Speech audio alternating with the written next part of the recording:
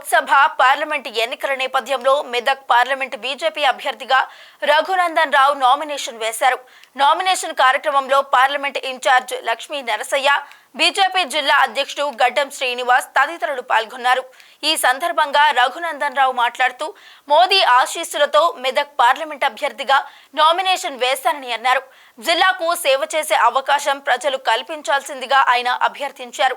అయోధ్య రామ మందిరం వద్ద బాలరాముడు పాదాల వద్ద నామినేషన్ పత్రాలకు ప్రత్యేక పూజలు నిర్వహించారు. పార్లమెంటు ఎన్నికలలో డబ్బు కట్టలతో అధికారాన్ని అడ్డం పెట్టుకుని గెలవాలని కొందరు ప్రయత్నిస్తున్నారని, వారిని నమ్మే పరిస్థితిలో ప్రజలు లేరని ఆయన తెలిపారు. 5, 6, 7, 8, 9 గౌరవ భారత ప్రధాని నరేంద్రుడి ఆశీస్సులతో భారతీయ జనతా పార్టీ కేంద్ర నాయకత్వం ఆదేశాల మేరకు ఈరోజు భారతీయ జనతా పార్టీ మెదక్ పార్లమెంట్ అభ్యర్థిగా నేను నామినేషన్ వేయడం జరిగింది.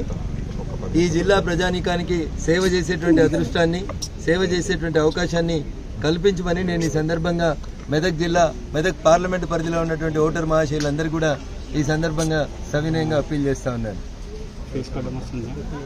రాముడి మందిరం అయోధ్య లోపల రామ మందిర నిర్మాణం పూర్తయిన తర్వాత మెదక్ పార్లమెంట్ అభ్యర్థిగా పోటీ చేయాలనుకుంటున్నటువంటి సందర్భంలో మొదటిసారి నేను నా నామినేషన్ పత్రాలను తీసుకొని వెళ్ళి ఆ బాలరాముని పాదాల చెంత పెట్టి ప్రజల ఆశీస్సులు, ఆ రాముడి అండదండలతోటి ఈ ఎన్నికల యుద్ధాన్ని నేను గెలవాలని అనుకుంటుంటే కొన్ని స్వార్థపర శక్తులు, డబ్బులు, అధికారంతో భారతీయ జనతా పార్టీ కేంద్ర నాయకత్వం ఆదేశాల మేరకు ఈరోజు భారతీయ జనతా పార్టీ మెదక్ పార్లమెంట్ అభ్యర్థిగా నేను నామినేషన్ వేయడం జరిగింది.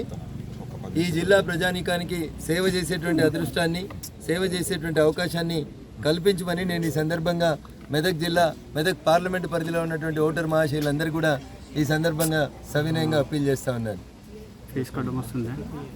రాముడి మందిరం అయోధ్య లోపల రామ మందిర నిర్మాణం పూర్తయిన తర్వాత మెదక్ పార్లమెంట్ అభ్యర్థిగా పోటీ చేయాలనుకుంటున్నటువంటి సందర్భంలో మొదటిసారి నేను నా నామినేషన్ పత్రాలను తీసుకొని వెళ్ళి ఆ బాలరాముని పాదాల చెంత పెట్టి ప్రజల ఆశీస్సులు, ఆ రాముడి అండదండలతోటి ఈ ఎన్నికల యుద్ధాన్ని నేను గెలవాలని అనుకుంటుంటే కొన్ని స్వార్థపర శక్తులు, డబ్బులు, అధికారం వాటిని దుర్వినియోగం చేసి గెలవాలనుకుంటా ఉన్నారు.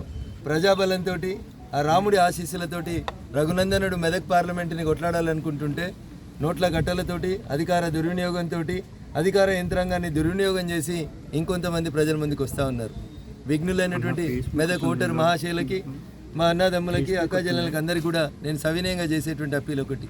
దాదాపు 2 దశాబ్దాలుగా ఈ జిల్లా సమస్యల మీద అలుపెరగకుండా పోరాడుతున్నటువంటి నన్ను నరేంద్ర మోడీ గారి నాయకత్వంలో భారతీయ జనతా పార్టీ 3వసారి అధికారంలోకి రానున్నటువంటి సందర్భంలో ఆశీర్వదించి పంపినట్లయితే ఇప్పటిదాకా కొనసాగించినటువంటి అభివృద్ధి కార్యక్రమాలని మరింత వేగవంతం చేయడంతో పాటు మెదక్ జిల్లాకి ఒక గుర్తింపుని, మెదక్ పార్లమెంటుని దేశ స్థాయి లోపల గౌరవం పెంచే రీతి లోపల పనిచేస్తాను. కాబట్టి మెదక్ పార్లమెంట్ నియోజకవర్గ పరిధిలో ఉన్నటువంటి ఓటర్ మహాశయులందరికీ కూడా ధనబలానికి, జనబలానికి జరుగుతున్నటువంటి ఈ యుద్ధంలో ఆ రాముడి అండతో, ఆశీస్సులతో మీ ముందుకు వస్తున్నటువంటి నన్ను ఆశీర్వదించమని, మందబలం, ఖండబలం, డబ్బు బలం లేకపోయినప్పటికీ గొంతుతో, నోటితో ప్రజా సమస్యలే నా ఎజెండాగా, వాయిస్ ఆఫ్ ద వాయిస్లెస్గా, పేద ప్రజల గొంతుకగా, ఎవరైతే మాట్లాడలేము, చట్టసభలో మా హక్కులు వినబడతలేవని బాధపడుతున్నారో ఆ ప్రజల గొంతుకగా రఘునందన్ని దీవించండి, ఆశీర్వదించండి అని మెదక్ పార్లమెంట్ నియోజకవర్గ ఓటర్ మహాశయులందరూ కూడా సవినయంగా అప్పీల్ చేస్తూ ఉన్నాను. జై హింద్,